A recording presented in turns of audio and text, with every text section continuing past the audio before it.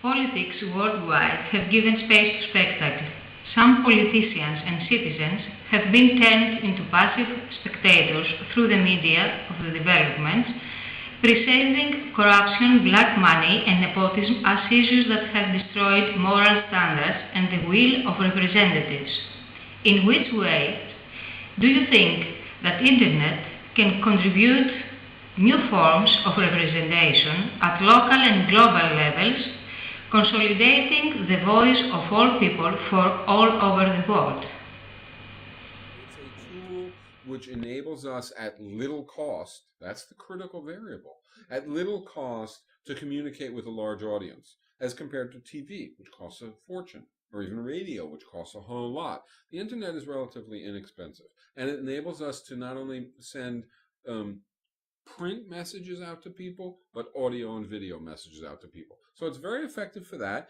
But the issue is, what's the message? If we communicate stuff that is not going to inspire people and not going to give people new vision and not going to give people coherent shared ideas and coherent shared commitments, then the internet doesn't do that. It's the content that will do that.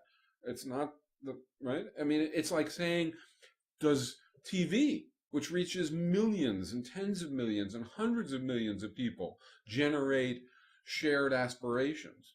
No, it generates a certain amount of entertainment and a certain amount of confusion. The more you watch, the less you know.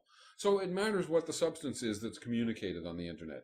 Can we use the internet as part of the process of generating massive movements that share vision and share commitment? Of course. Yes, that's what we're trying to do. So yes, the answer to that is yes, but it depends greatly on what we put on there. If all we do with the internet or any mechanism that we might have at our disposal is complain, if all we do is communicate how things are horrible, how things hurt us, how things debilitate us, and we don't communicate what we want, what our aspirations are, what our goals are, and how our activities can lead to our goals, then all we'll do is produce skepticism, produce cynicism, produce depression, right? We won't produce movements. Just saying things are bad, things are horrible, things are horrendous, does not cause people to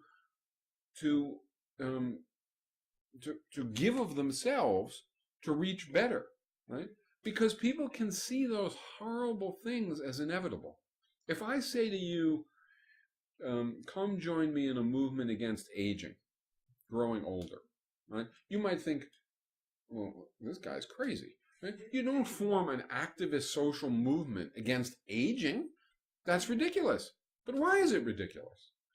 Aging, after all, diminishes us. It reduces our abilities. It limits what we can do. Eventually, it kills us. It kills more people than bombs. It kills more people than poverty. It kills more people than anything. Right? So it's the worst killer on the planet. And yet, when I say let's form a movement against it, the reaction would be, you're crazy. And that's right.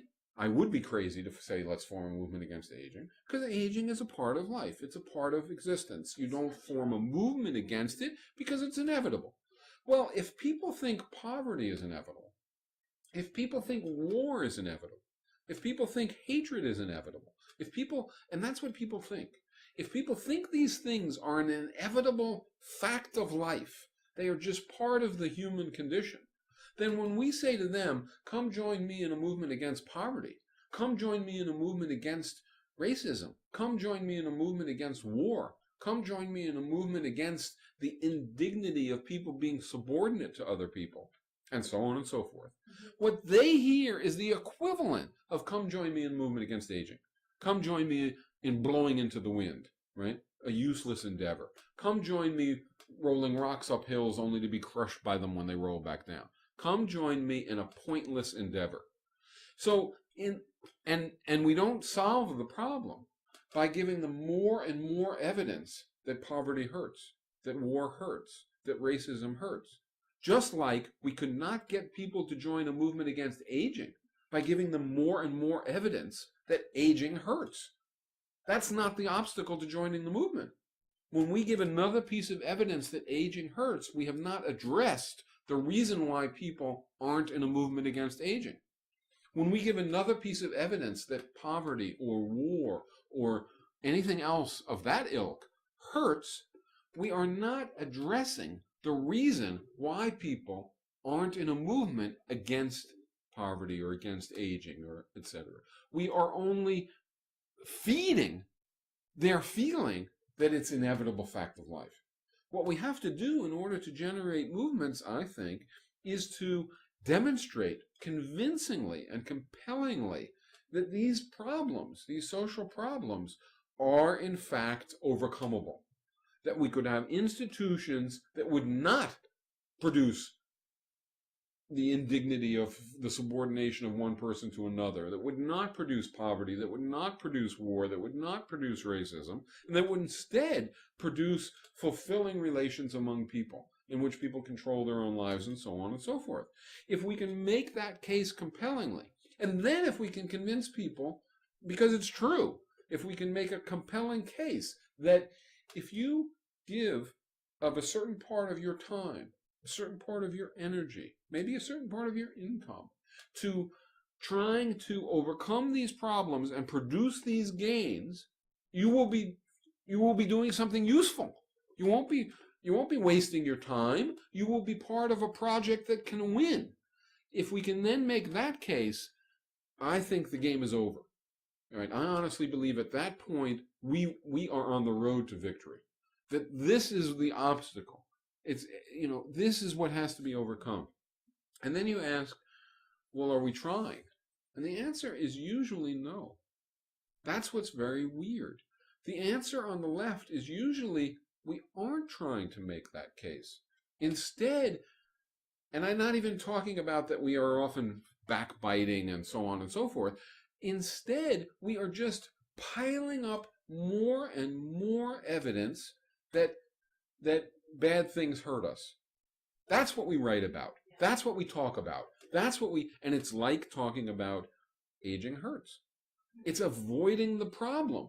The problem is we are not convincing that we have any solutions. The problem is we are not convinced, whether we're talking solutions in the sense of a better social structure that would be more fulfilling, or the method for attaining that social structure. And if we don't address that, we aren't addressing the obstacle to people participating. So that's what I meant earlier when I said there's a vision problem. I'm now talking about the vision problem. And there's also this stickiness thing, right? This problem of people getting some fulfillment out of participating in the movement. These are the two obstacles. These are the two tasks we have in order to create a movement that is what? That is large. In the United States, there's what? 300 million people. We need a movement of 100 million people. Not 10,000, not 100,000, not 500,000, 100 million. Are we talking about changing the world or not? Right? Greece has a population of, I think, roughly 10 million. You need 3 or 4 million people in a movement in Greece in order to be in a position to transform Greek society. Not 100 or 1,000 or 10,000. And you can't have that kind of support for a social movement unless people have a shared understanding of what the goal of the movement is in terms of new institutions and of the procedures and the methods about how the goal would be met, and unless people feel by virtue of being in that movement better than they would feel if they weren't. But if you have those features, then you're on the road to victory.